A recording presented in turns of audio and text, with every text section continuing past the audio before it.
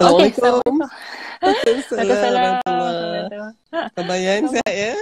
Alhamdulillah. Tuan apa khabar? Alhamdulillah. Baik, Ah, Alhamdulillah. Rasa excited juga nak bersama dengan Yan kali ni. itulah. Selalu dengan Fana, Ya. Farhana kan. So Ah, Alhamdulillah. ah. So kita orang kata berbagai-bagaikan lah dia punya orang kata pembabitan exco yang lain kan ni dalam Ya. event tu. Okay, alright. Itulah. Ni nak be vulnerable ni nervous juga ni. Kalau be vulnerable kan. Because it's not something yang kita cakap dalam hari-hari, Dr. Ha. Tapi topik yang penting yang kita kena ulas dan untuk sisters kita, bukan sisters je lah, sesiapa. Topik ni sebenarnya sangat general dan kita harapkan orang yang join malam ni dapat a lot of benefits kepada diri mereka dan juga kepada people around them. Okay, Dr. Mungkin sebab kita dah start lambat, saya minta maaf atas sedikit kelewatan tadi, tapi mungkin kita perlu bagi sedikit overview lah kan Dr. untuk topik kita pada malam ni. Nampak macam apa ni, daring kan, daring greatly kan. Daring orang perhaps it's not something yang kita biasa guna. Ya, itu biasa guna. Mungkin orang in fact they are afraid to use the word daring itself. It sounds like maybe not dengan personality kita, tapi kita nak beritahu kita punya audience Dr. Ha, kita ambil inspirasi daripada buku ni kan, Daring Greatly. Dr. Ha punya buku dia lain sikit, dia itulah. Dia lain sikit dah kan. Kita dulu ada buku ni, Alhamdulillah. Okay. Jadi buku ni tulisan Brené Brown. Dia adalah seorang researcher akademik di United States. Dia punya muka depan ni memang menarik Dr. Ha. Dia kata Daring Greatly, how the courage to be vulnerable transforms the way we live, love, parent and lead. So it seems like courage to be vulnerable. It seems like bukannya benda yang how can be vulnerable to courage kan? It's something yang macam rasa prone to weakness, prone to damage sahaja kan. It's something yang bila kita dengar tu kita rasa macam bagi negatif lah, bagi negative connotation kepada the term itself. Jadi Dr. for us to maybe to kickstart this program kan Dr. mungkin kita start dulu dengan the term vulnerable itself. Dr. Kalau Dr. mungkin dululah kan, before kita get to know Brené punya work ni, mungkin you have your own understanding of this term vulnerability kan, dan mungkin what was your understanding back then, dan adakah this term berubah selepas Dr. berkenalan dengan buku ni. Jadi saya silakan Dr. Terima kasih Yan. Bismillahirrahmanirrahim. Assalamualaikum warahmatullahi wabarakatuh. Pertama sekali terima kasih Yan kerana Mizan ya, host lagi kita punya conversation with Dr. Har ni sebulan sekali, dan ini adalah tahun yang baru kan. Jadi Dr. Har rasa tajuk ni macam sesuai untuk kita bincangkan. Kita dah bincangkan a lot about kalau Dr. Har imbau balik tajuk yang lepas ya, maknanya kita ada cakap pasal adakah kita perlu lean in atau kita change the system khususnya tentang wanita mengambil tempat di dalam organisasi dan juga masyarakat dia ya. Kita ada cakap juga tentang sama ada kita ni followers ke atau kita ni leaders kan, kita wanita ni. So this is actually talking about women, and I think the last one was kalau katalah kita she earns more, so what? Maknanya kalau sekarang ni dengan generasi Yan, okay, sebelum tu Izian ni dia Dr. Izian, dia dentist sebenarnya, so boleh panggil Dr. Izian. Dr. Har minta izin untuk cakap Yan saja kan. So hari ni tajuk yang hari ni sebenarnya tajuk yang sangat mendasar. Maknanya most of the topic yang kita bincang dulu sebenarnya ada kaitan dengan tajuk hari ni on vulnerability. Kan?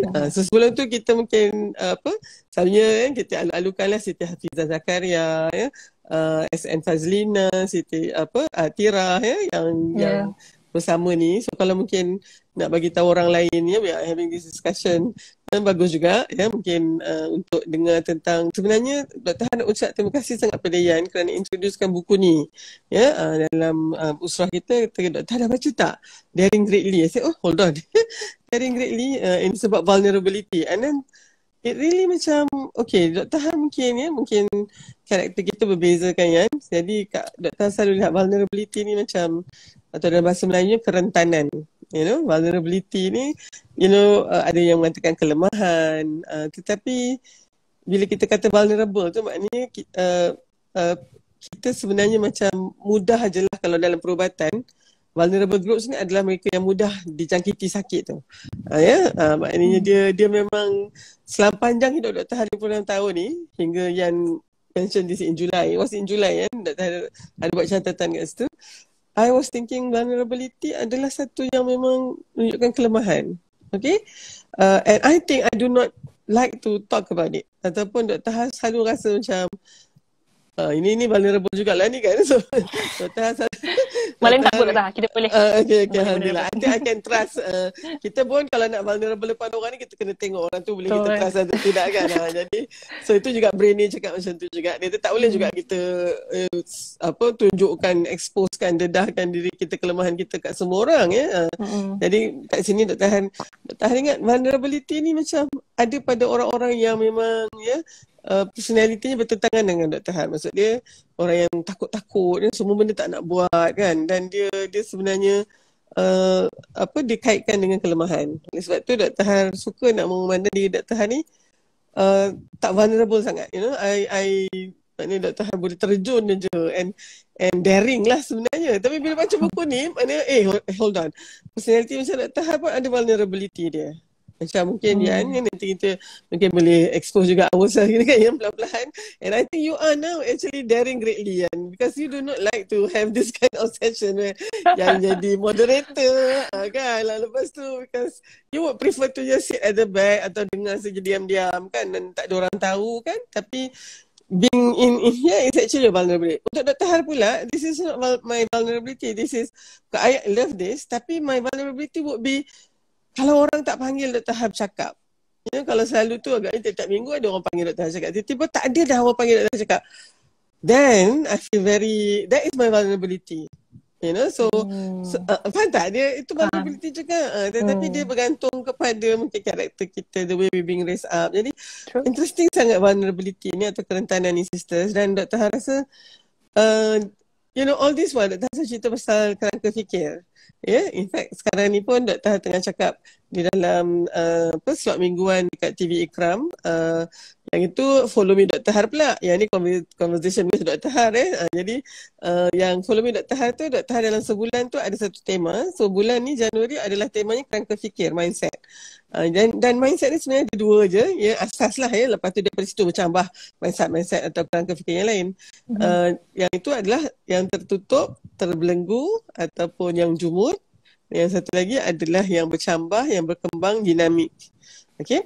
So Dr. Har dan Dr. Har selalulah explain dari sudut lizard brain, which is actually kita punya primitive brain, dan di situ vulnerability kita, ketakutan kita kita nak masuk balik dekat kita punya zone selesa, duduk diam-diam dalam tu. Masa dekat situ kita rasa selamat, kita rasa semuanya dalam kawalan kita. Tapi nak keluar daripada tu, kita rasa sangat vulnerable lah kan. Di luar tu rupanya adalah zon ketakutan. Dan zon ketakutan ni adalah sebenarnya kita punya vulnerability. Lain orang lain yang dia takut. Mungkin Dr. Har tak takut ni ada dekat crowd, tapi yang takut. So itu your vulnerability. Tapi Dr. Har takut apa tadi? Dr. Har takut kalau orang dah tak ingat Dr. Har. So itu Dr. Har punya ketakutan juga kan. Jadi dalam zon ketakutan ni kalau Dr. Har nak just imbau balik, ini adalah di mana kita mempunyai keyakinan diri yang rendah. Sebab selalunya kita tak tahu this is something new. Benda-benda yang kita tak tahu tu kita jadi vulnerable. Kan kita rasa kita tak tahu lah benda ni. Okay. Kemudian kita mulalah mencari alasan. Kalau apa-apa yang kita buat silap ke dalam zon ketakutan ni, kita mula nak mencari alasan dan menyalahkan orang lain. Menyalahkan sesuatu yang lain lah. Kalau tak orang pun, kita keadaan ke contohnya. Dan dalam masa sekarang ni COVID-19 ni dah menjadi satu alasan yang selalu orang gunakan untuk cover dia punya kerentanan dia. Vulnerability ni semua COVID lah ni macam tu kan. Dan yang satu lagi tu, dia sangat-sangat terkesan dengan apa yang dikatakan oleh orang lain. So itu dalam zon ni. So inilah dia zon yang dinamakan datangnya daripada kerangka fikir yang terbelenggu dan jumud dan terkunci ni tadi. Tapi Dr. Har selalu sebut kita kena ada dalam zon pertumbuhan. Zon pertumbuhan ni dia adalah satu zon yang paling paling luar sekali. Yang kita nak di sinilah sebenarnya kita akan menentukan matlamat hidup kita, kita capai objektif yang baru, kita ada perancangan yang akhirnya kita berkembang kita dan terus maju. Tapi rupanya ada satu zon dekat tengah tu. Sebelum zon ketakutan tu boleh masuk ke zon pertumbuhan tadi, dia kena ada zon pembelajaran. Dan zon pembelajaran ni Dr. Han nampak is when you learn how to overcome your vulnerability, how to face your vulnerability. Dan dalam Brené Brown ni, dia kata this is when kita akan daring greatly. Kita akan orang kata mencabar diri kita sendiri untuk face kita punya vulnerability dan bukannya lari daripada dia sebagaimana yang kita buat sekarang. Ya, mana kalau kita tu dalam zon ketakutan kita akan lari balik ke mana? Lari balik ke zon ke selesa tadi. Jadi kita memang takkan maju, takkan berkembang atau menjadi yang lebih baik kerana kita takut nak ni. Zon pembelajaran ni sangat menyakitkan actually Yan, dan I notice kat sinilah yang kita rasa sangat rentan, sangat vulnerable. Remember your first class when you first report for duty contohnya, Dr. Han rasa masa kita kecil dulu, kita mungkin tahu tu ketakutan kita, tapi agaknya macam kita memang zaman tu agaknya kita kena push our boundaries. Kita pergi sekolah, lepas tu kita kena pergi asrama, betul kan? Jadi tapi Dr. Han perasan kerentanan itu menjadi hampir paralyzing apabila kita makin tua ni, makin berumur ni, makin banyak at stake, makin banyak benda yang sebenarnya berada yang kita rasa kalau kita teruskan juga kita akan kehilangan semua ni. Oleh sebab tu kita tidak mencuba yang sesuatu yang baru. Jadi dan Dr. Han kan just nak baca sikit daripada buku ni, dia kata vulnerability is not a weakness. Kan dia kata. Dan masa tu Dr. Han terkejut sikit kan. And the uncertainty, risk and emotional exposure we face every day are not optional. Maknanya kan ada ketidaktentuan. Kita takut bila kita tak tahu apa hasilnya kan. Sangat berisiko. Emotional exposure ni Dr. Han rasa very penting ni sebab kenapa kita tak bagi salam? Kerana kita takut orang tu tak jawab salam kita. Betul. Kenapa kita tak senyum dulu kat orang? Sekarang ni ada pelitup muka ni, senyum tak senyum mungkin tak nampak lah kan. Tapi kenapa kita jadi orang yang masam je kalau jumpa orang kan buat tak tahu je kan. Sebab kita takut bila kita senyum, orang tak senyum balik kat kita. That emotional takut disakiti tu, takut dimalukan. Kau malu kan? Kenapa yang kita tidak minta maaf dulu kepada orang? Sebab kita takut orang tu tak maafkan kita. Kenapa kita takut sangat nak mencintai seseorang, khususnya orang yang bukan ahli keluarga kita contohnya kan Yan? Sebab kita takut cinta kita tak berbalas. Dalam peribahasa kita ada hidung tak mancung pipi tersorong-sorong, bagai bertepuk sebelah tangan. Bagai pungguk rindukan bulan. Those are all vulnerability. Bagai perigi cari timba. Those are Dr. bila baca ni, these are vulnerability sebenarnya. Dan kita mungkin disebabkan oleh tu yang kita banyak yang kita buat hari ni semata-mata kerana kita tidak mahu berhadapan dengan kesakitan tersebut agaknya kan. Betul. Itu yang part kita paling vulnerable sebenarnya. Dan sedangkan semua tu satu yang ditadikan tadi bukannya optional Maknanya benda tu sebenarnya bukan satu yang kita boleh pilih. Tapi sebaliknya satu yang mesti kita hadapi. Sebagaimana kita tak hadapi, mungkin kita stuck lah dekat zon ketakutan kita je kan. Dan asyik-asyik duk stres dan juga kita rasa sangat depressed sebab kita tak dapat zon selesa. Kenapa kita tahu bahawa masa COVID-19 ni, pandemik ni, ramai orang yang kesihatan mentalnya merosot kerana dia dapati zon selesa dia sebenarnya dah tak ada dah. Dia dah pecah dah yang tu. Kalau bubble lah kita katakan, gelembung tu dah pecah. Tu yang sangat stres tu. Tapi macam mana caranya kita nak mengatasi ni? Inilah dia. Kita kena address. Pernah dengar kan? look at fear straight in the eyes.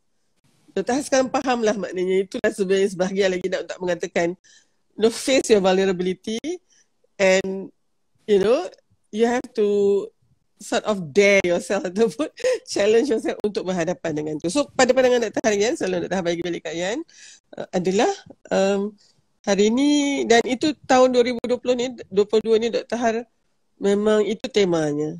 Dr. Har kena kenal pasti semua vulnerability Dr. Har.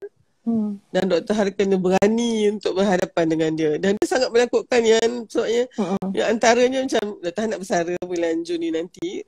Ada seronok sangat nak bersara. Tapi kerisauannya ada juga. Yan, Dr. Har kena cakap sungguh-sungguh. Lepas Dr. Har tak bekerja dengan universiti lagi, dan Dr. Har tak boleh guna apa title professor tu. Okay?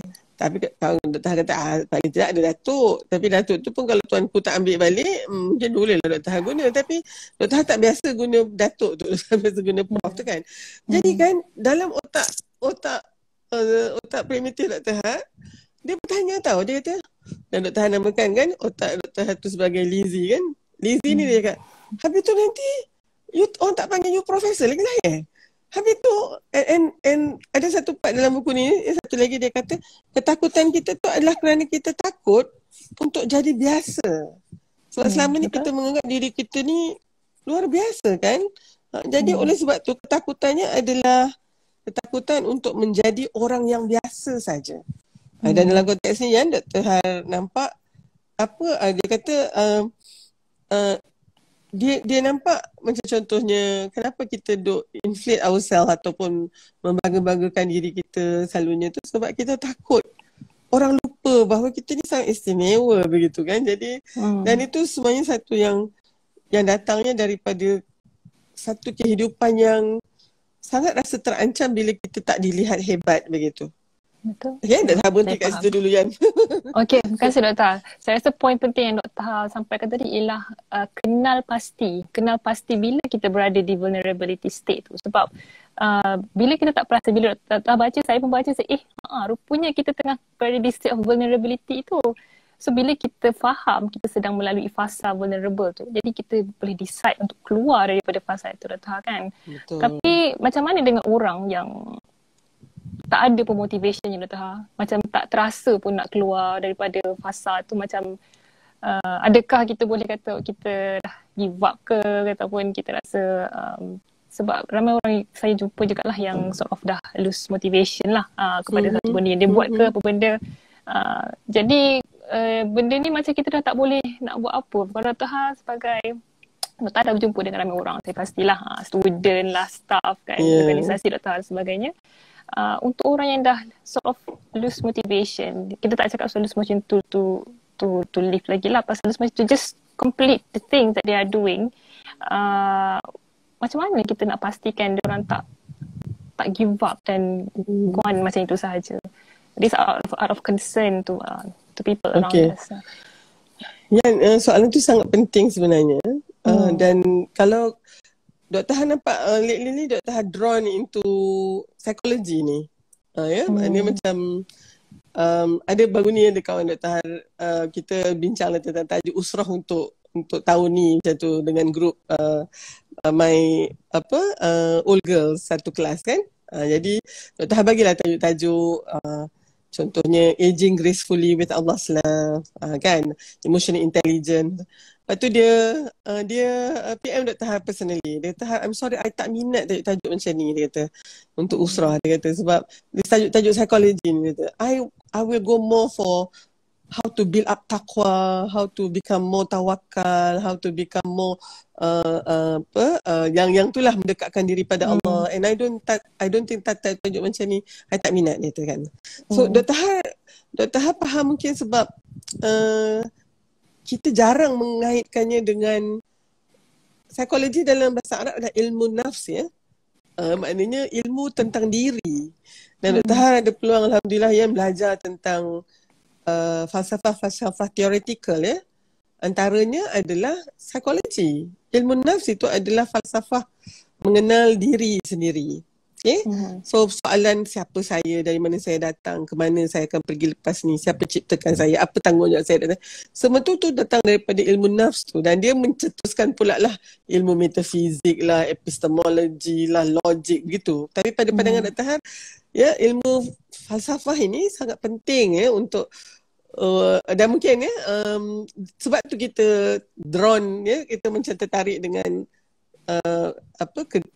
kajian-kajian yang dibuat oleh Brené Brown ni. Dia punya research yang berbelas tahun ni pada awalnya adalah mengenai shame ya, mengenai perasaan malu.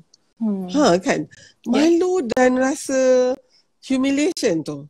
Dr. Har kan sebagai seorang di IPT, Dr. Har rasa macam hold on, kita macam ya, kita tak pernah, dah macam taklah no big deal lah kan nak buat research tentang ni. Tapi satu yang agaknya, satu lagi yang Dr. Har sebelum beli buku lepas yang sedia tu, Dr. Har tengok TED Talk dia. So mungkin ya, siapa yang nak tengok TED Talk dia dulu, kalau tak nak baca buku pun boleh. Nama dia Brené Brown. Nampak kan? Dalam IG ni mungkin dia terbalik ya. BRENE ya. NE yang Brené ya. Brené Brown. So just tengok TED Talk dia.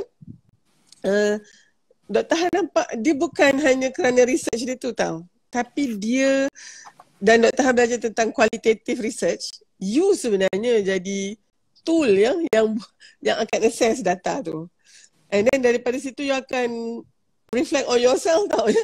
And dia mengaku awal-awal lagi, dia kata dia ada breakdown juga ya, bila dia dapati data yang dia dapat daripada ya membual dia ya, in-depth interview dia semua ya. Dia dapati macam data tu terlalu dekat dan terlalu menyakitkan dan oleh sebab tu Dr. Har nampak yang menarik kita pada Dr. Har lah, dia bukannya hanya berteori-teori saja. Ya, maknanya dia address dia punya own vulnerability. Kan? Dan oleh sebab tu Dr. Har rasa mungkin Dr. Har nampak ya, psikologi itu satu ilmu yang untuk lebih memahami diri kita. Oleh sebab tu proses yang menjadi abdi kepada Allah itu menjadi, pada pandangan Dr. Har, mungkin lebih mudah untuk kita fahami, dan mungkin perubahan kita juga perubahan yang lebih konsisten, dan istiqamah kita pun juga ya, dan itu padahalnya sebenarnya ilmu psikologi ni adalah ilmu muhasabah diri. So kita memuhasabah diri kita. Okey, balik kepada soalan yang tadi Yan, Dr. Har rasa kan satulah ya untuk berhadapan dengan vulnerability, tak ada jalan pintas, melainkan kita mesti lebih reflektif terhadap diri kita sendiri. Bukannya muhasabah orang lain ya. Jadi dan oleh sebab tu juga agaknya bila kita sibuk muhasabah diri kita, kita tak banyak dah masa nak muhasabah orang lain. Dan kita bila muhasabah diri kita, sebenarnya muhasabah ni satu yang sangat pahit dan menyakitkan. Dan satu lagi kan Yan, kita ni pula macam makin berumur, macam ya, bila Yan perasan pun Yan balik daripada buat PhD lagi, ya, doktorate Yan daripada New Zealand balik, dah jadi pensyarah yang dah senior pula kan. Dah makin lama makin susah nak dapat feedback. Maksud dia kita sama ada orang tak nak bagi kita feedback sebab kita dah mula ya, mungkin pada kedudukan yang tinggi, dan kalau kita buat sesuatu silap, orang tak berani nak cakap sebab dia takut kita boleh melakukan sesuatu kepada dia. So feedback yang kita dapat ni semuanya bagus saja. Kan? Semuanya yang jenis sugar coating, kipas bontot kata tak. Yang kita kipas macam tu, mengampu tak habis-habis, dan kita pun rasa bagus ni saya. Dan kalaulah kita tidak ada reflektif diri tu, kita tidak menjadi reflektif ni, yang dia bukannya automatik. Dia mesti dilatih. Dan ni satu latihan kendiri, disiplin diri yang sangat sakit sebenarnya. Macam atlet kan, dia punya berapa jam dia kena ni. Kita agaknya Rasulullah kata mesti muhasabah sebelum tidur tu kan. Apa yang saya buat hari ni gitu kan. Dan bila kita muhasabah tu, kita akan nampak kekuatan, kelemahan, peluang. SWOT analysis lah kiranya kan. Muhasabah lah tu. Dan dari situ kita mengenal diri kita lebih lagi.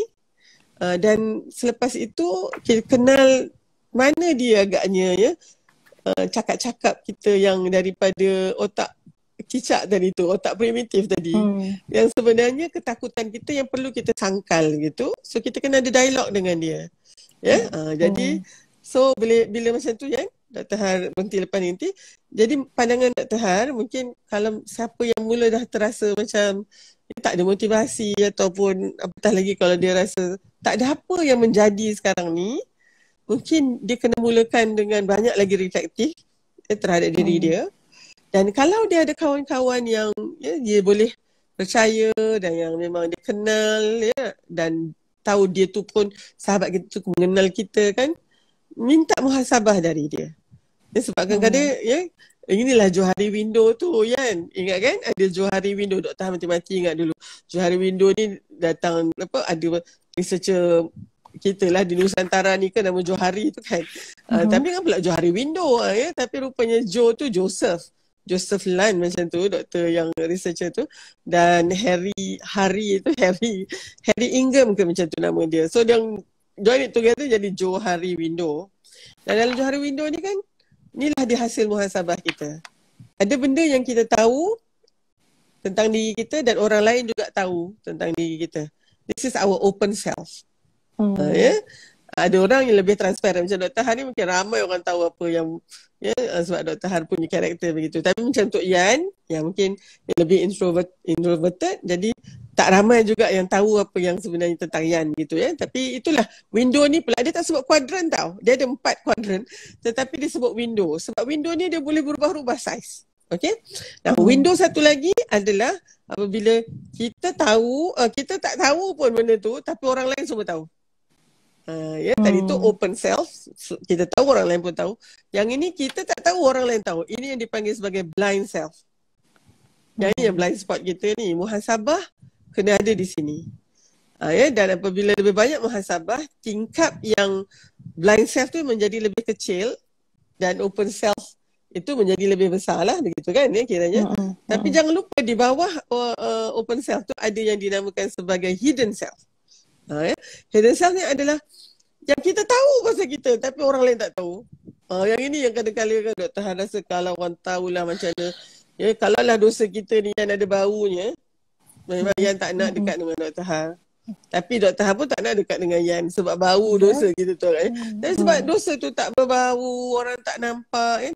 Tapi kita sendirilah tahu macam mana kita mungkin di belakang kalau di dalam bilik kita saja contohnya, yang ini hidden self. Ada orang yang mungkin ada personality yang berbeza di depan di dalam pun lain juga. So itulah window ni mungkin kecil mungkin besar. Dan satu lagi tu yang orang tak tahu dan kita juga tak tahu. Ini dipanggil unknown self. Yang ini kita tak tahu pun kan siapa kita sebenarnya. Wallahu a'lam bisawabnya kat sini jadinya kan Dr. Han rasa kalau orang yang mungkin belum rasa hari ni lah contohnya sepanjang Ahad ni kan kosong dia rasa dan dia rasa macam pencapaian dia tak ke mana, dia tak ke atas tak ke bawah, tak ke depan tak ke belakang. Dan dia rasa macam tentulah sangat bosan sangat rasa macam tak ada apa lagi dah yang boleh menceriakan dia contohnya.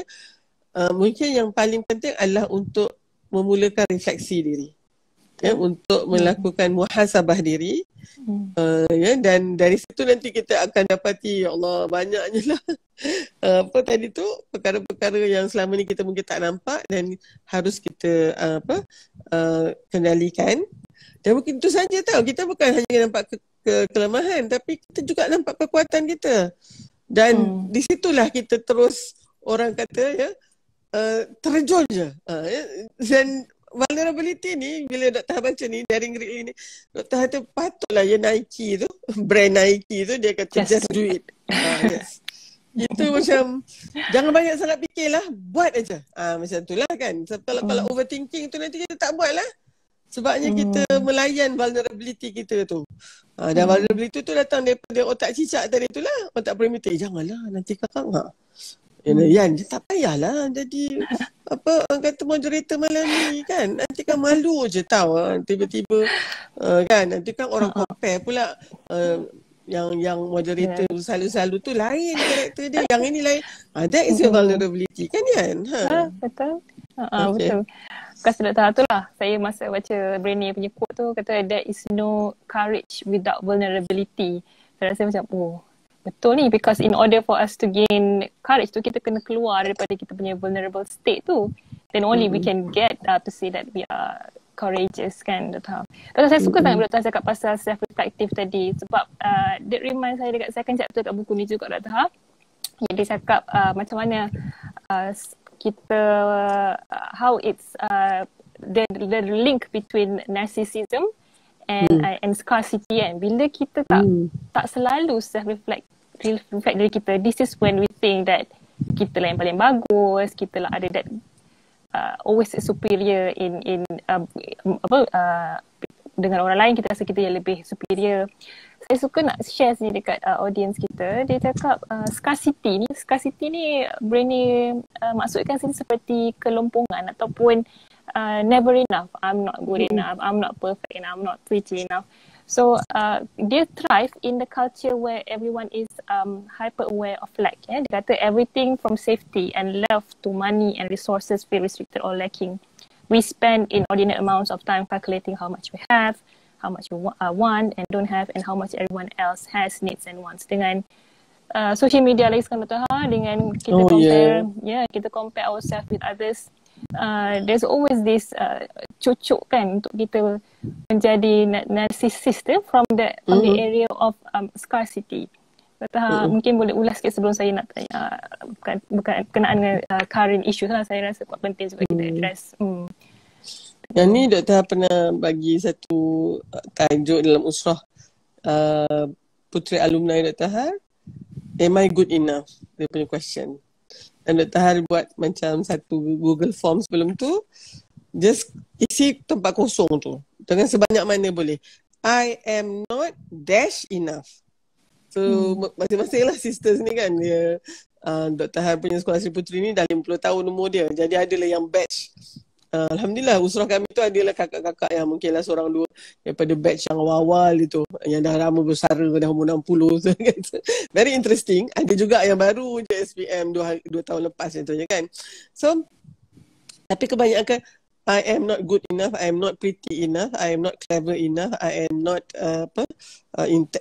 semua tu lah. I'm not macam as a mother, I am not good enough as a mother. Dia kata kan. Jadi I might be good in other things but as a mother.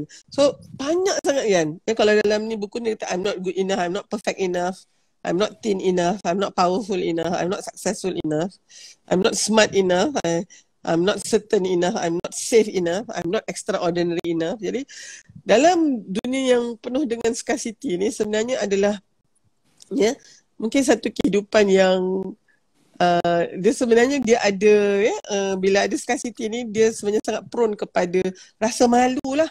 Kerana kita dengan benchmarking kita tu, dengan penanda aras tu, kita tak pernah boleh ni. Muka tak cantik, pendapatan tak kaya, rumah tak besar, orang boleh pergi holiday, kita tak boleh. So semuanya sebab kita kurang tu.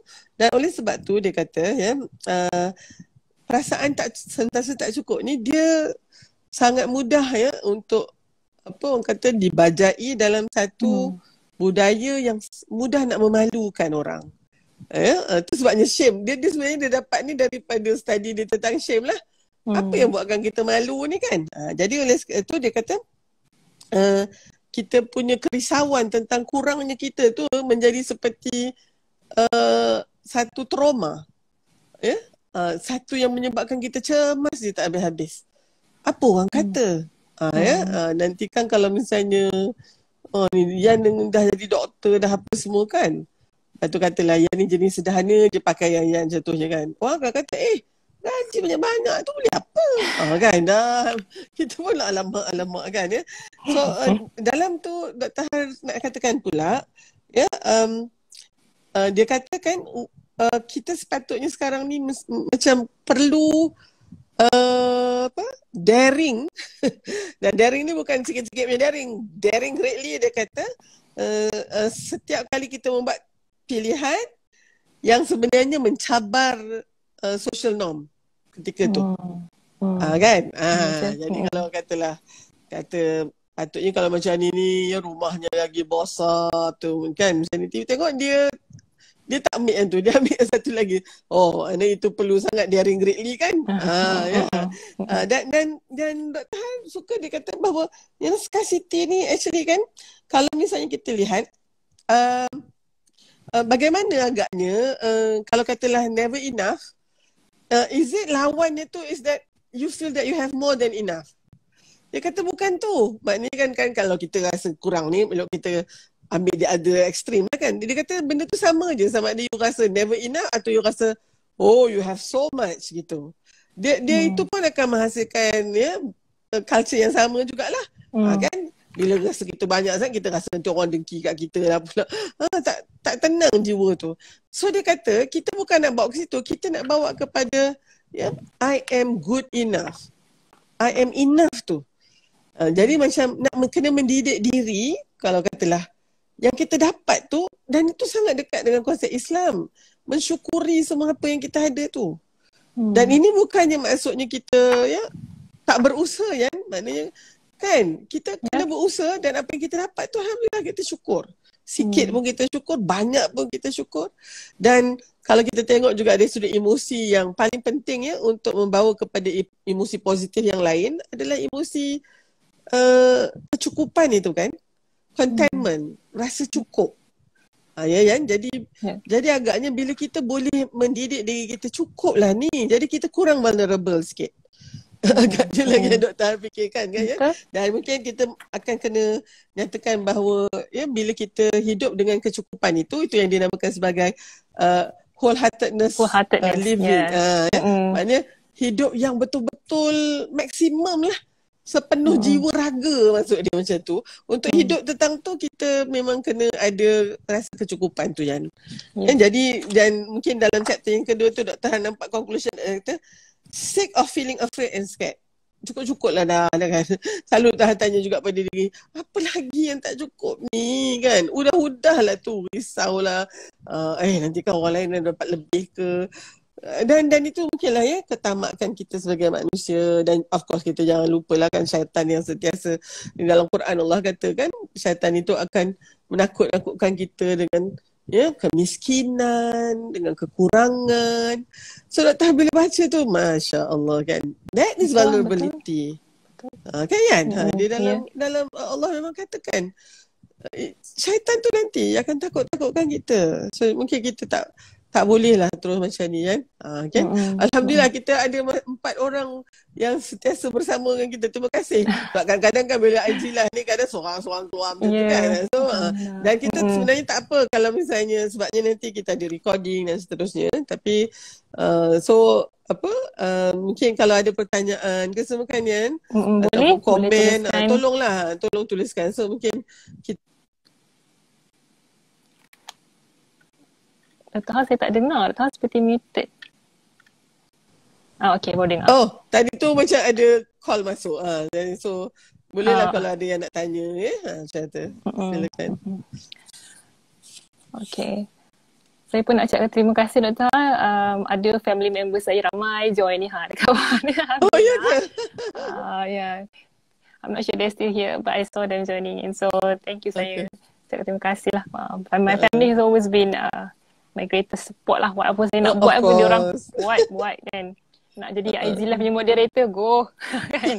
Alright. Betul, saya rasa kita punya audience ni dari berbagai background ya. Selalu target kalau Mizan, kita selesa isu yang sesuai.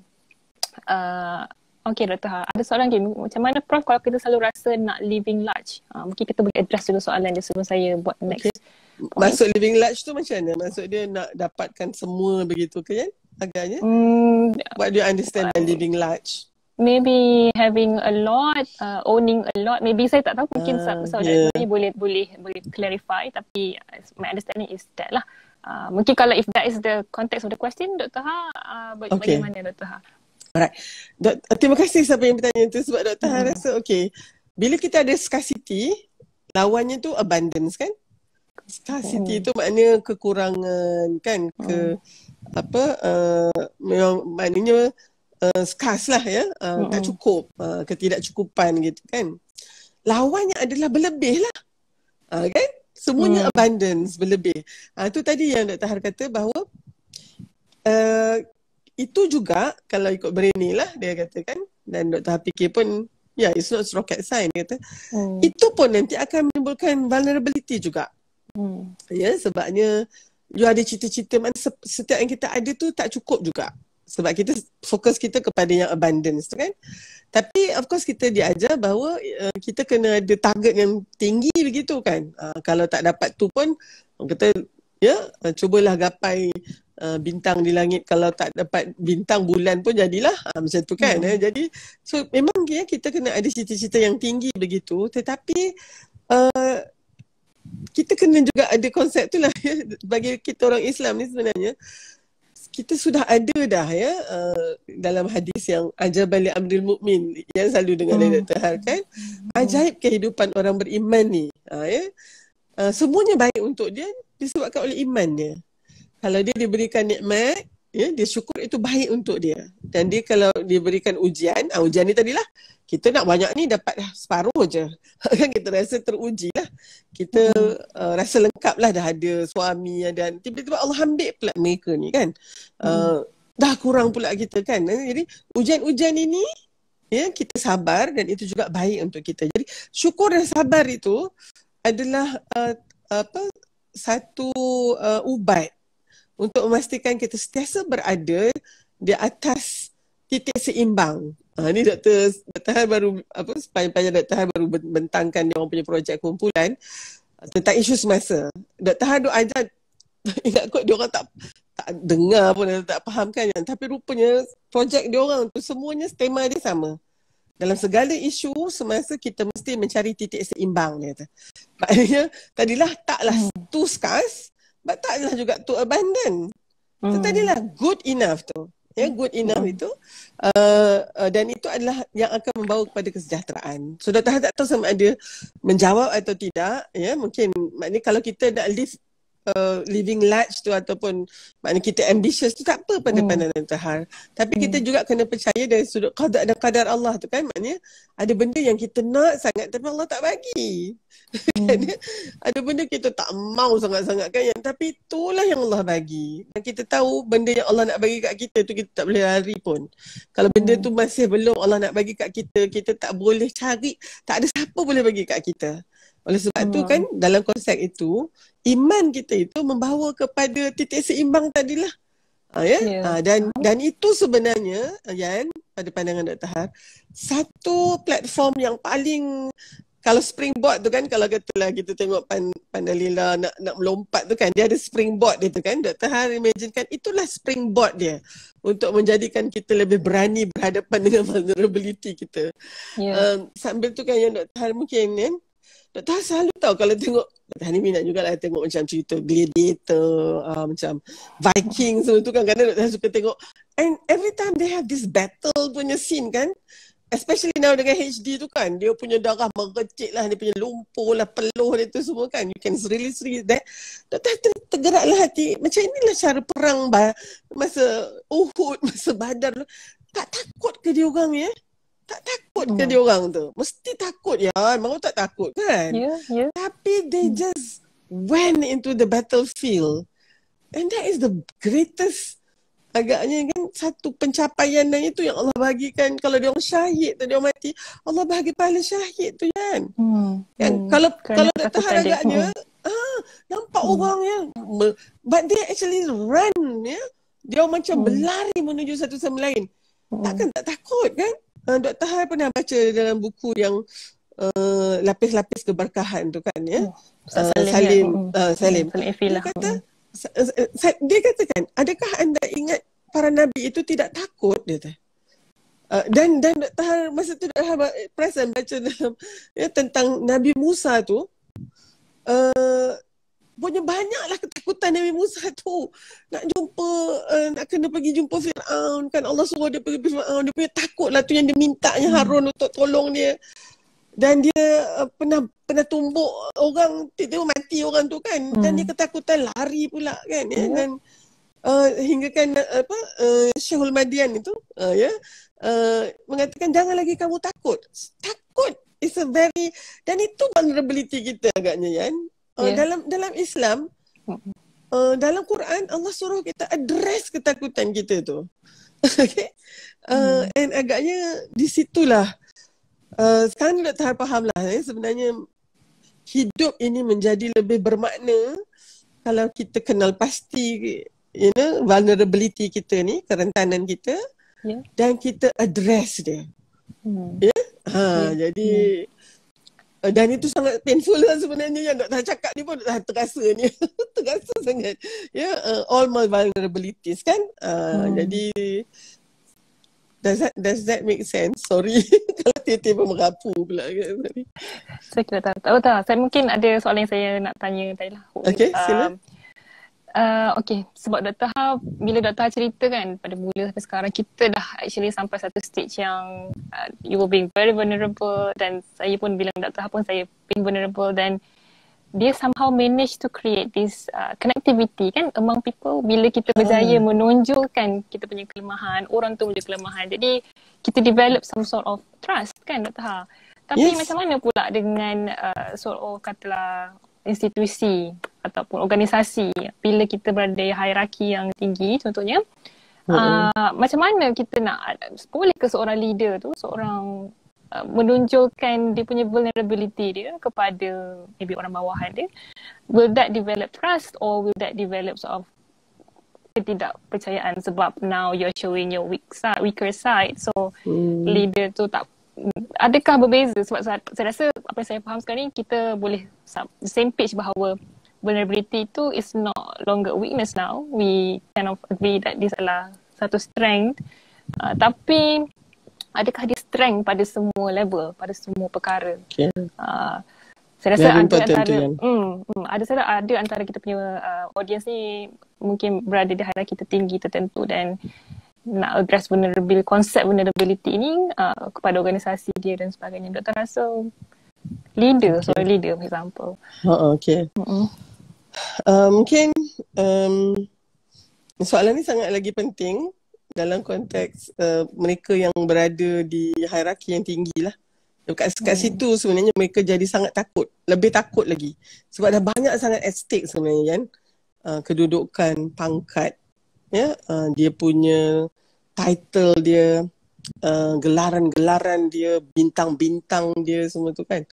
Hingga kan dia rasa bahawa kalau dia tidak ada dalam position ini, tu tadilah, I'm just going to be ordinary, macam mana ni kan. Jadi, dan itu sebabnya agaknya banyak antara kita lihat mereka macam semakin mula mencengkam orang bawahan dia untuk pastikan dia sentiasa berada pada kedudukan tu. Sebab dia tak boleh bayangkan diri dia tidak ada dalam keadaan itu kan. So itu mungkin soalan itu sangat penting kan, sebab itu nanti kita menjadi yang menindas orang bawahan kita, berlaku tidak adil. Orang yang sepatutnya kita bantu untuk naik dengan lebih baik itu kita tahan dia punya budak tu barulah nak tumbuh tu, kita dah snip dah dia punya bat ni, maknanya tunas-tunas tu semua kita ni supaya kita sajalah yang ketara. Dan itu juga satu vulnerability yang Dr. Har rasa banyak merosakkan dan menyusahkan kita semua. Disebabkan oleh kuasa, dan kita mungkin boleh cakap sekarang macam ni lah, yang sebab kita tak ada kuasa pun, tapi nanti cubalah yang dapat jadi, contohnya lah kan, dalam jabatan tu yang jadi ketua. Dr. Har pula mungkinlah kat position yang mana lagi. Cakaplah kat situ macam mana kita sebenarnya So how much are we going to show our vulnerability and exposing yourself? Satu lagi buat tentang vulnerability ni adalah facing vulnerability is actually being exposed. Kita macam, kalau peribahasa kita mendedahkan pekung di dada tu kan. Dan kita kata, tak nak lah orang lain tahu, nanti orang tak hormat kat kita. Okay? Oleh sebab tu Dr. Har rasa di sini ni sebenarnya kita ada satu lagi yang Brainy selalu cakap, iaitu tentang trust, tentang keyakinan dan kepercayaan kita. Kita sebenarnya tak boleh tunjukkan segala vulnerability kita kepada semua orang. Sebab ada orang yang sebenarnya tidak layak pun untuk tahu tentang vulnerability kita. Okay? So yang ini mungkin Dr. Har rasa sebagai ibu dan ayah, how much vulnerable you want to show yourself to your children. Itu asas tu kan.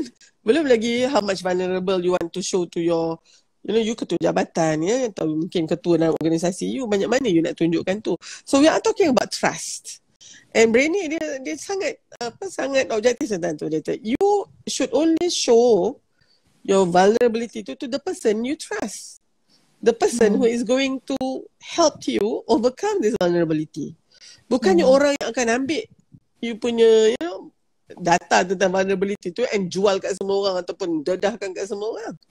So oleh sebab tu kita pun, dan inilah kalau misalnya contohnya yang paling penting katalah kita ada masalah dengan suami contohnya kan Yan. Yang ini ni selalu yang diingatkan, jangan cerita kat semua orang, especially tentang perkara di dalam bilik tidur contohnya. Boleh jatuh dosa tu sebabnya dia jadi cerita pula kan. Dan itu pun tak boleh juga. Jadi yang ini Dr. Har dengan satu Brainy kata, you have to trust me, dia ada braving, dia punya acronym tau.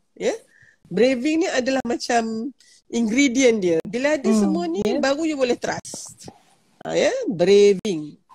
B for boundaries.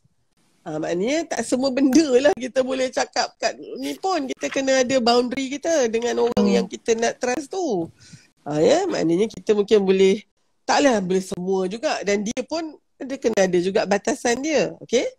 Dan ni Dr. Har rasa sangat penting sebab yang paling nampak vulnerability kita, macam Dr. Har kan, isteri ni adalah suami kita. Tapi masih lagi kena ada ni braving. B tu adalah boundaries. Kita kena define boundaries kita. R tu adalah reliability kan. Seorang itu memang konsisten. Dia memang kita boleh harap dia. Maksud dia kalau dalam research kan, reliability tu maksud dia apa? Yang valid tu maknanya dia sah. Maknanya kalau katalah tool research kita tu penimbang. Kalau Dr. Har naik atas tu berapa kilogram tu, itu memang betul. Betul, itulah memang betul Dr. Har tu. So dia valid. Tapi reliability tu maknanya kalau Dr. Har naik atas mesin penimbang tu 10 kali pun dia punya bacaan itulah juga. Itu reliable. So kita kan sebelum nak percaya seorang tu kita kena tengok dia ni reliable ke tidak ni. Maknanya dia konsisten tak dia punya. Maknanya tidaklah hari ni dia sangat menjaga kita punya kerahsiaan. Tiba besok dia jual aja kerahsiaan kita tu. Lusa dia jaga balik. So kita tak nampak dia punya konsistensi tu. Maknanya dia tak reliable. A adalah accountable. Accountability. Accountability ni pada Dr. Har lebih daripada responsibility. Accountability ni maknanya dia akan ambil sepenuh tanggungjawab tentang apa yang dia buat. So they are accountable. You boleh count on them. Kan maksud dia accountability. Boleh dia harap lah accountability ni. Okay. Apa harapan kita tu? Dia boleh deliver. Lepas tu V kan? Okay. V tu adalah vault. VAULT, vault. Vault ni dia macam boundaries juga, tapi dia lebih lagi tahu. Dia macam, dia tahu batasan-batasan dia dalam konteks vault tu kan macam satu ruang yang terasing begitu. So, kalau dia nak connect dengan kita, orang yang kita percaya ni, dia jaga vault ni. Maksudnya, kalau Dr. Har nak rapat dengan Yan, contohnya Yan, Dr. Har gunakan cerita-cerita ataupun untuk connect ni, cerita Dr. Har lah. Yang I have ownership on that. I might be talking about my daughter ataupun my family, which is me lah. Tapi orang yang tak ada jaga vault ni, dia nak baik dengan Yan. Dan dia tahu Yan ada seorang musuh contohnya. Dia akan, Yan tahu tak Yan? Dia nak connect dengan you ni. So untuk dapatkan trust you tu, ataupun untuk dapatkan you punya ni, dia akan kata, B kan, I nampak dia memang teruk tau. Dia macam ni. Dia tahu tak rasa dia I pegang lama dah. So kan, this is a person yang tak pegang vault ni. Maknanya untuk connect dengan Yan, dia guna cerita yang orang lain punya. Tak tak? Cerita yang berkaitan dengan orang lain. Okay. So orang ni yang pandai-pandai Dr. Har, kadang kita tak boleh percaya ni. Macam contoh lah kan Ini selalu isu tentang, Dr. Har bagi contoh saja ni kan. Mak mertua bila dengan menantu, katalah dia ada 4 menantu. So kali ni menantu yang nombor 3 tu yang balik. So mak ni dekat dapur tu berceritalah tentang menantu nombor 1, nombor 2 dengan yang last tu. Kan. Mungkin itu dia rasa untuk connect tau. Tapi kita sebagai menantu ni kata, Allah hari ni kalau aku tak ada ni, dia pun cerita macam ni lah juga kat menantu lain. Ini pada pandangan Dr. kita selalu takkan trust orang ni. You wouldn't trust anybody who's like that kan. So dia tak menjaga vault dia tu. I is actually integrity. Integrity ni pada pandangan Dr. dia buat sesuatu yang betul walaupun tak ada orang melihatnya. Itu integrity pada Dr. N then non-judgmental, seorang tu dia tidak mudah nak menjudge kita. Dan G tu adalah generous, orang yang sangat generous ya. Maknanya dia memang mempunyai hati yang dan jiwa yang besar begitu. So kalau ada braving ni baru you boleh trust orang tu. So kan, katalah kalau misalnya kita ada dalam organisasi contohnya, you can find some people with this braving ni. So these are people that you can trust. You can actually trust them to give you the feedback yang you perlu contohnya. Even though feedback tu sakit kita tak dengar, tapi kalau daripada dia tu itu betul. Dia tak ada niat yang lain. Contohnya kan. Tapi kan Yan, yang satu lagi Dr. rasa yang blow me away itu adalah dia kata, before you can trust people, you have to ask yourself, can you trust yourself? Kan selalu kita, I don't know lah, I cannot trust myself. Selalu gitu macam tu kan. So self-trust ni pada Dr. satu konsep yang brainy dia keluarkan. Sebab when you are so, you're thinking so hard of trusting people, you must also have this reflection untuk ask yourself, do you know your boundaries or not? Do you actually are you reliable? You yourself sedang lah ni. Are you accountable ke tidak? Do you actually have your vault? Do you, tadi dah braving tadi tu. So dalam konteks ni mungkin, so Dr. sebenarnya mungkin tak dapat nak bincangkan lagi, because this is very new to me. Maybe Dr. selalu dengar Brainy ke atau TED Talk ni masa Dr. atas treadmill kan. Jadi bila atas treadmill tu kan kita dengar 45 minit, 1 hour tu tak tahu dah habis kan. Dan satu kita burn the calorie and then kita dengar lah kan. So I think this self-trust ni, Dr. selalu sebut tentang self-reflection, self-correction, self-discipline, self-regulation. Akhirnya menghasilkan self-awareness tu akan menghasilkan kita punya self-acceptance. Lepas self-acceptance baru you ada self-appreciation and self-love. Lepas tu barulah you ada self-motivation, you ada empathy. Tapi self-trust ni Dr. jarang look into. And satu lagi, apabila kita berani untuk vulnerable ni kan, kita akan ada self-disclosure. And dalam konteks psikologi yang Dr. baca ni, self-disclosure ni is actually something yang macam curhat lah kan. Kita nak ventilate tu. Sama juga dengan ni lah. Sangat vulnerable kan Yan, kalau nak bagi tahu Yan apa yang Dr. Har mungkin yang astagfirullahaladzim, Dr. Har macam ni ke? Macam tu kan. So while I see all this braving telah ada kat Yan, I will tell you, and you will just listen to it, non-judgmental. You jaga kerahsiaan tentang ni semua. So I think bila we need to be able to have a few, if not many, friends yang boleh tolong kita dengan vulnerability kita tu sambil kita juga tolong dia lah. Maknanya dia yang akan memberi kita muhasabah yang paling jujur. Dia juga akan menerima kita seadanya. Dia tahu kita punya kelemahan tapi kita masih lagi boleh bersahabat dengan dia. So kan Yan, bila sebut tentang vulnerability semua ni, I think we ended up by, you have to have these people that you can trust around you. And now agaknya kan yang buatkan kita sangat bimbang ni kan Yan, siapa yang I boleh trust ni? Betul tak? Betul. I think I have so many people that I can trust. Alhamdulillah, I can trust you Yan. I know if anything happened to me, you will come to me. You will leave everything and come to me. Kan? Because you know what? I will do exactly the same for you. Jadi agaknya satu lagi, kita mungkinnya, sisters kita kena tengok juga siapa agaknya antara kita ni. Mungkin antara salah satu sebab kita rasa sangat berat di hati kita ni, sampai kadang nak bangun pagi tu pun rasa sangat berat ni, adalah kerana semuanya kita tanggung dan kita tidak ada orang lain yang nak kita kongsikan. We are not connected enough because we are so much in our zone ketakutan tadi, fear zone tadi, and not opening up because you are just too vulnerable. Wallahu a'lam. Okay, terima kasih Dr. Saya rasa saya dapat poin yang penting Dr. Taha is that kita kena be selective lah kan, being vulnerable ni. Kena be very wise and survey dulu kan before you decide to be vulnerable to some people. Dan sesiapa yang actually saya rasa sesiapa yang dipilih, kalau kita pilih orang tu lah untuk mendengar, untuk kita open up ourselves and be vulnerable to that person, sepatutnya dia orang tu merasa honoured kan. Dia diberikan trust, dia menjaga kerahsiaan orang tu dan sepatutnya happy lah untuk membantu kawan yang sesiapa yang rasa perlulah untuk be vulnerable. It gets too much because someone feel kita carry our own emotional baggage kan Dr. Ha, ada orang yang ini heavier load semua dan it gets difficult to be to open up to trust people, but I think the braving yang Dr. Ha bagi tu adalah satu landasan yang baik lah untuk kita start finding the right people untuk kita be more vulnerable kepada orang. Tapi okay, kita sebenarnya when we put our trust on others, kita memang kena face the risk that that person might not be trustworthy. Faham tak maksud dia? Kan? Betul.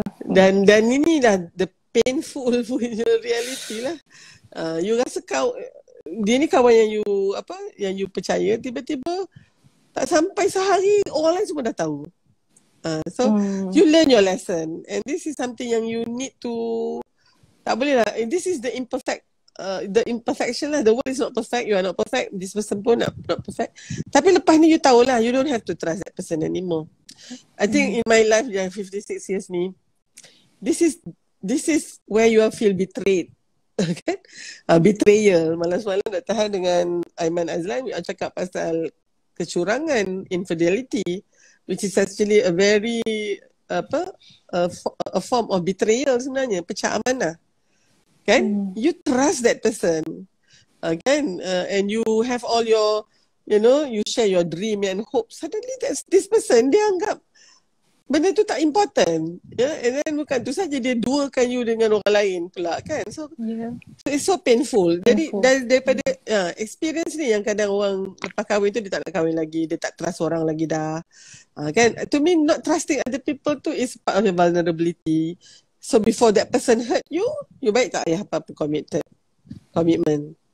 Atau kadang-kadang before that person hurt you, you hurt that person dulu. So yang macam tu yang jadi, I think sebenarnya yang lupa bila kita menyakiti orang lain, khususnya orang yang kita sayang contohnya kan, kita lah sebenarnya yang tersakiti 2 kali lagi. Bukannya seronok tau menyakiti hati orang ni kan. Dr. Har bila dengar pernah diberi nasihat begitu, Dr. Har, oh that's it lah, I think it's not worth hurting another person. What more if you are hurting the person and then sebenarnya you tak sengaja, tapi that person tiba-tiba hurt kan? So the next thing is actually to minta maaf betul-betul lah, because you don't really mean it. Tapi janganlah buat ulang-ulang kali. Takkanlah kok you don't really mean it tu buat ulang-ulang kali kan. So yang itu pun maknanya permohonan maaf kita dah tak ada nilai dia. Tapi macam I think this is where bila ujian hubungan kita kan Yan, Allah uji contohnya kan, kalau kita sayangkan hubungan tu, maka kita try to reconnect. Kan?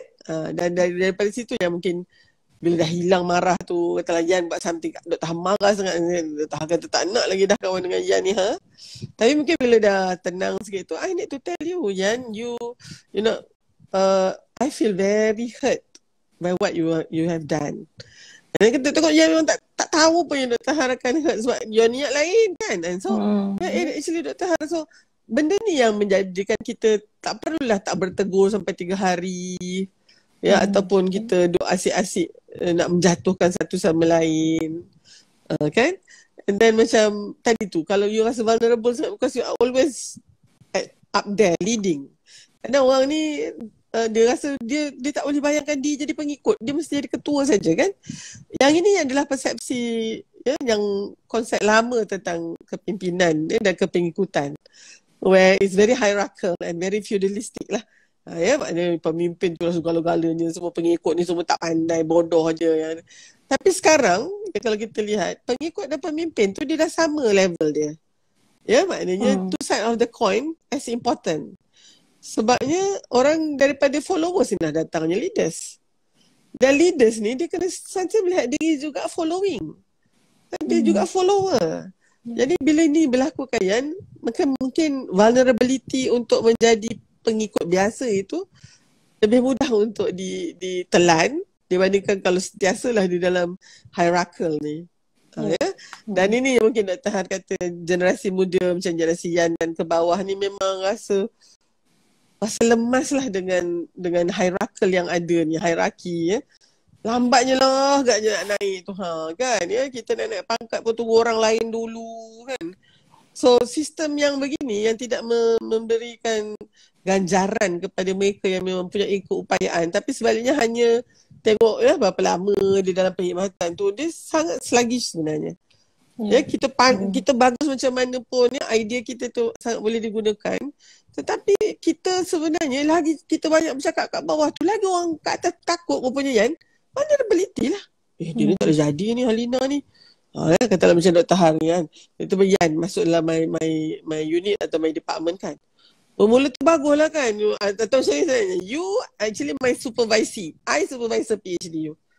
Okay. And I masa you bagus tu I cerita kat semua orang lah. Dia ni bagus lah. I tak pernah supervise orang macam dia ni. Bagusnya.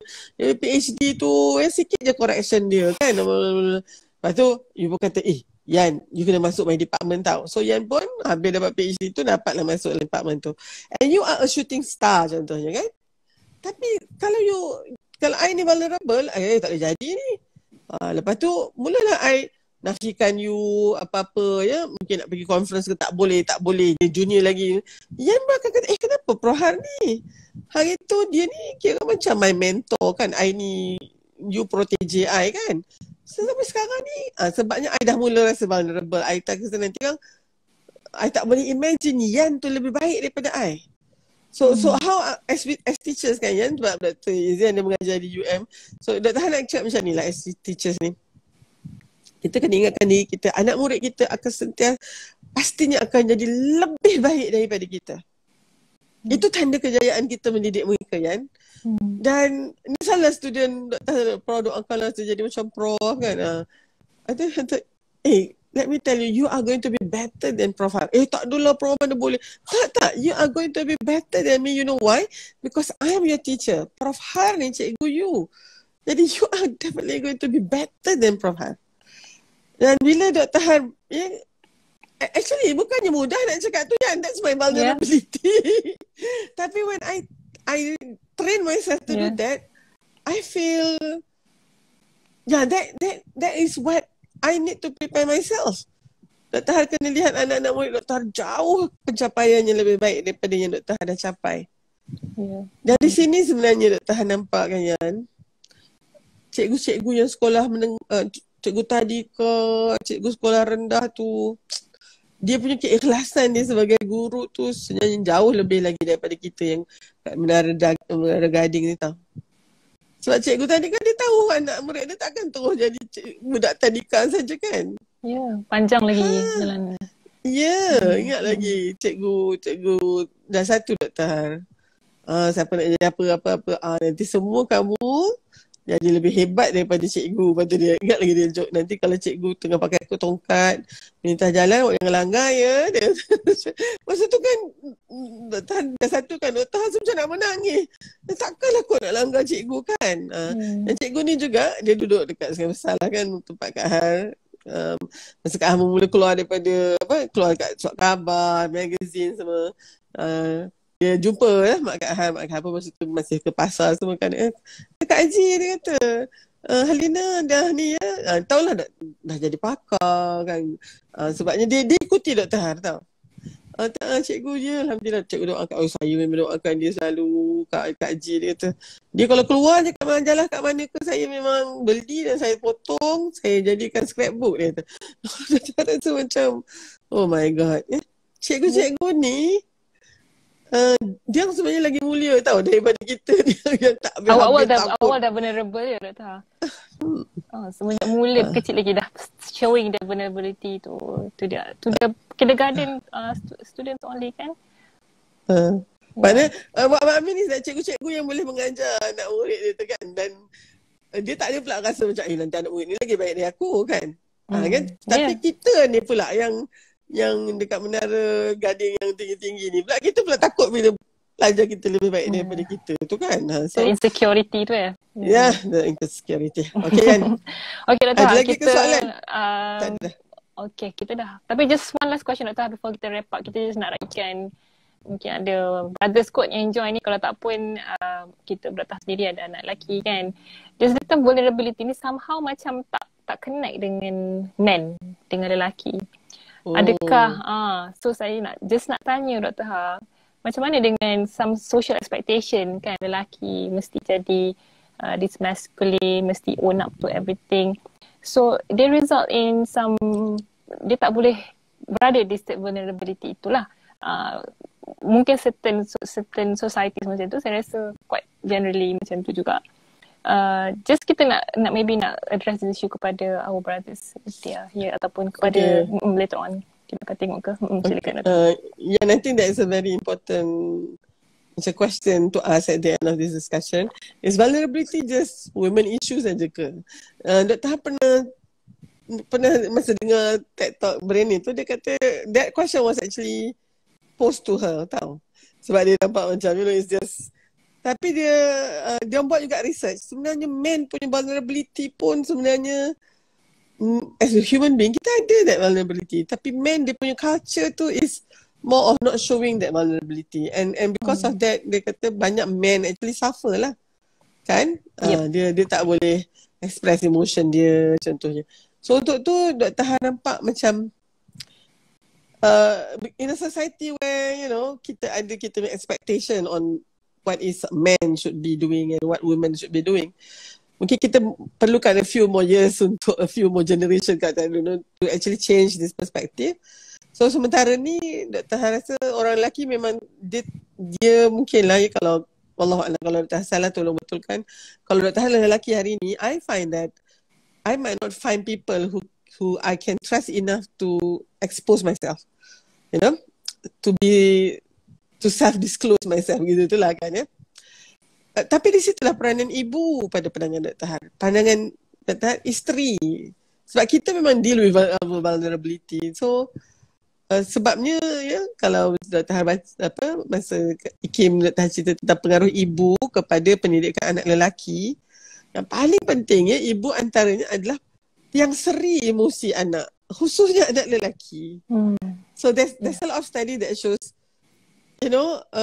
budak lelaki yang dia boleh disclose emotion dia ataupun dia boleh expose dia punya vulnerability dengan mak dia, dia are relatively in terms of dia punya mental health semua, and dia punya satisfaction level in life so tu is much higher.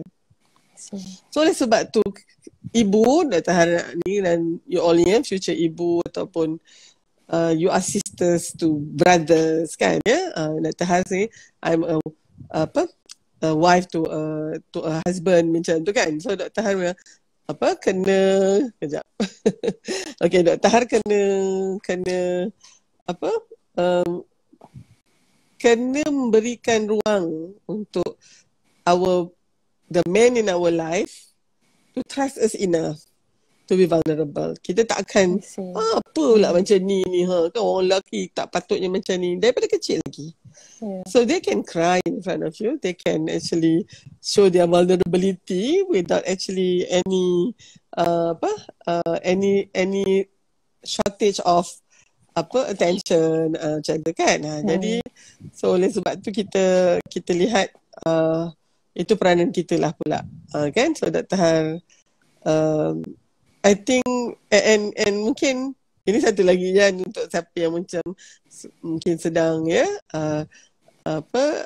mulalah nak face your vulnerability and maybe find a man for your life kan. Contohnya very vulnerable this part, pergi cari timba tu kan. Jadi sebenarnya bukan apa sangatlah if you see a man who is sayang sangat kat mak dia, I think that man, dan katalah you kena compare dua orang kan, seorang ni langsung tak peduli mak dia kan ya. Seorang lagi ni sangat berat pasal mak dia.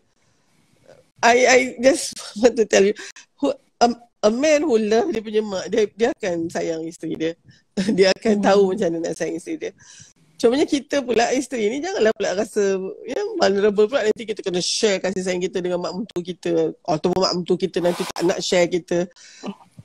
I think as long as you do not address that is a vulnerability lah kan. Maknanya that is ada chances lah. Tapi rather than going against this woman who has actually raised a very beautiful man ni kan, very maksud saya a man who is capable of loving and showing expression of love pada orang lain. So instead of going against her, why can't you just, this is another mother now, instead of seorang mak je dah ada dua mak dah sekarang ni, dan hargailah ibu tu. So I think this is again about connection lah kan Yan. And so yang tu ada kan banyak tak maulah kahwin dengan mommy's boys dan semua tu kan, nanti kan he spoil everything susun dengan mak. I don't know. I think I leave it to you lah. Tapi kalau I lah and Ustaz memang sangat rapat dengan mak dia kan. Jadi of course pertama sekali yang Dr. Har kena buat adalah untuk jadi kawan baik mak ni lah kan, supaya mak tak rasa lah yang I'm taking his son away from him kan. Itu vulnerability mak ayam ni kan. Kenapa dia sangat, bila dia tengah mengeram tu bulu dia naik aja tu, dia sangat cemburu kan, takut telur dia tu tak menetas tu kan. Jadi tu yang garang sangat ibu. So that is maternal instinct lah kan pula. Jadi so I think that those we are all, akhirnya Yan Dr.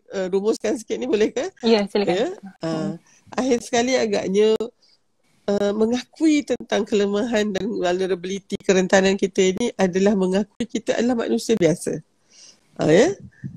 Dan apabila kita sujud di depan Allah itulah sebenarnya tahap paling vulnerable. I have nothing ya Allah. And because of that, I sepenuhnya bergantung padamu. Kan? Jadi, and patutlah lepas tu agaknya bila kita salam, kita rasa cukup kuat untuk berhadapan dengan dunia ni. Jadi, conclusionnya vulnerability is our strength. Dan kan bila kita angkat tangan kita mohon pada Allah itu, we are being vulnerable kan? Ya. Boleh jadi Allah bagi, boleh jadi Allah tak bagi kan? Tapi kita still minta juga. Kan? Dan Allah suka sangat bila kita vulnerable macam tu. Sebab dia tahu, dia tahu dia ada satu saja Tuhan pencipta Khalik dia, yang maha agung, maha perkasa, Ar-Rahman Ar-Rahim, yang mampu memberikan dia, yang mana tak ada lagi yang lain boleh memberikan. So agaknya itu satu lagi mesejnya. Saat kita sangat vulnerable di depan Allah itulah sebenarnya saat iman kita mungkin pada tahap yang paling tinggi. Dan kalau kita tidak address vulnerability kita di depan Allah itu, kita masih menjadi hamba Allah yang terlalu sombong di depannya. Tidak mensyukuri nikmatnya, sentiasa tidak puas dengan apa yang diberikannya. Secara wewenang kita tinggalkan apa yang disuruh, apa yang dilarang itu yang kita buat. Jadi mungkin tak berbaloi lah Yan. So let's live vulnerably. Okay. Sebab bila kita acknowledge vulnerability itu is actually how you can become courageous. So itulah dia sebenarnya, insyaAllah. Okay, InsyaAllah, terima kasih. Okay. Okay, Dr. Dah pukul 10.30. Actually kita ada satu question, tapi mungkin insyaAllah kalau Dr. lewat kita cuba address secara teks ke Okay, Dr. Saya pun nak conclude. Saya rasa 3 benda yang saya dapat from our talk today is that first, vulnerability is not a weakness, okay? It adalah strength, because there is no courage without vulnerability. Kita agree on that. Second, vulnerability ini adalah semua orang akan lalui. Semua akan melalui fasa vulnerability inilah.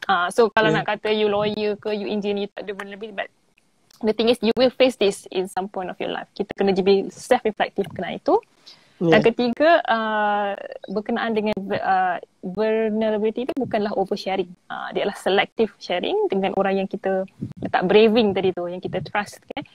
Jadi saya rasa dah 3 poin yang saya dapat yang penting pada malam ni. Of course kita boleh tengok semula. Nanti kita akan simpan IG Lahmi di Mizan Sisters dan juga mungkin Akademik Dr. Ha juga. Saya nak ucapkan banyak terima kasih kepada Dr. Ha for spending. You have done a good job moderating. Itulah, I'm going out for my vulnerability state tonight, so alhamdulillah.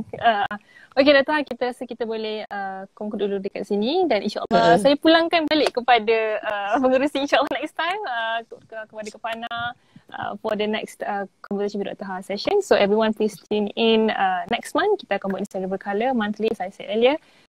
Jadi okay Dr. Ha, kita stop dulu kat sini insyaAllah. Okay, Assalamualaikum. Waalaikumsalam warahmatullahi wabarakatuh. Okay, good night everyone.